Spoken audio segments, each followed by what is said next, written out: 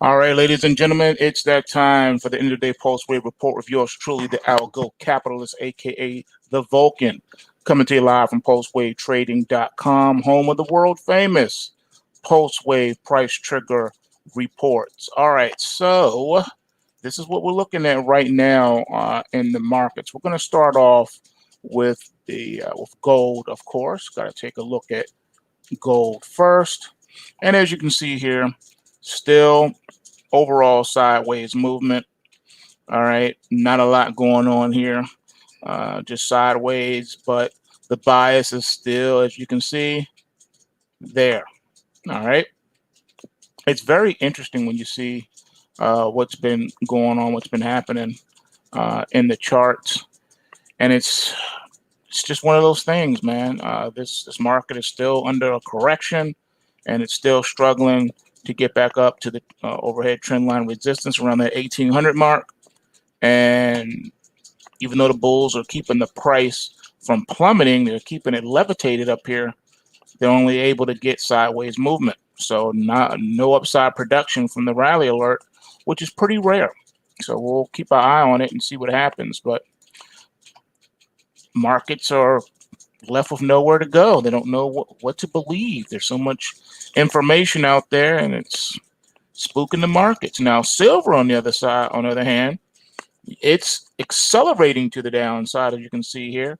The selling momentum, the selling pressure is really heating up, and we put in a new low. Got another leg down coming in silver. Silver is threatening to drop out of the 20s and get back down into the teens. If this rate of velocity continues, it could be quite frightening for those that hold the physical metals. Now, of course, if you need liquidity and you are a holder of the physical, you can easily come into the paper markets. If you would have took this crash alert sell signal from November the 15th, you'd be loving life right now. You would have raised whatever capital you needed to raise without having to liquidate your physical holdings of silver. That's what the PulseWave reports are for. All right, let's take a look at what's going on now in the bond market. This is ticker TLT, and you can see right here, we had a rally alert buy signal for tomorrow's trading.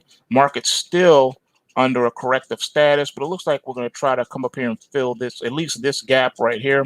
So it's probably going to try to get up to around the 151 handle. Perhaps we'll see if it can get enough momentum behind it, but the bears got this thing on lock right now. As you can see, the selling pressure is not letting up, which is going to keep the interest rates creeping higher, ladies and gentlemen. It's just what it is. But here's something we haven't seen in a long time: the financial sector. This is ticker XLF. So you had a crash alert sell signal coming into today, and what did you get? You got downside production within the very wide Kumo cloud. It goes from around the 38 handle all the way up to about 40 bucks. So you got about a $2 trading range right now in the Spider, the financial Spider ETF. Okay. Now, with that being stated, we got,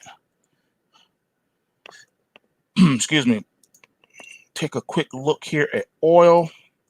All right, crude oil right now, we have a crash alert sell signal for tonight into tomorrow's trading, as oil more than likely is going to head back down to the $60 handle. This bearish pointer here, which is pointing south, is about to be tested and or taken out. So we see a lot of production coming from this crash alert sell signal that we are anticipating in the crude oil futures.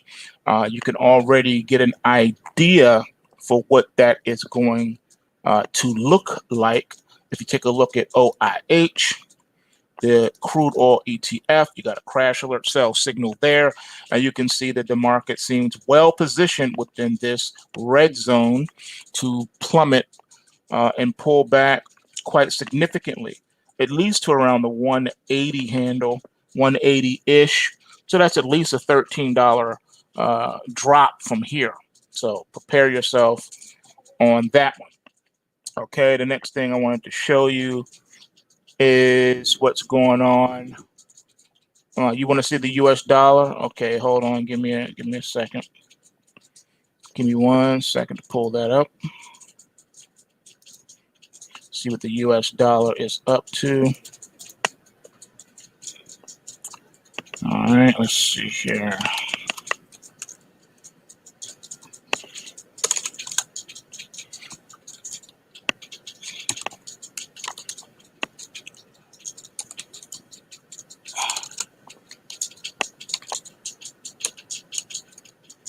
All right, let's see here.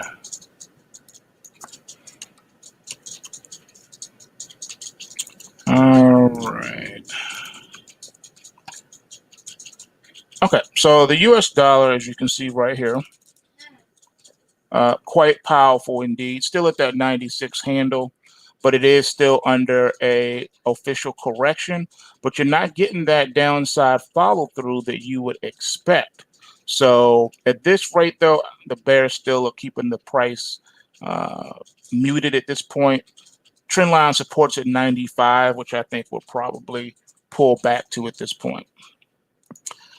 All right, next up is the mighty Bitcoin. What saith the Bitcoin? Well, I wanted to show you the GBTC. Remember, we talked about GBTC for a minute.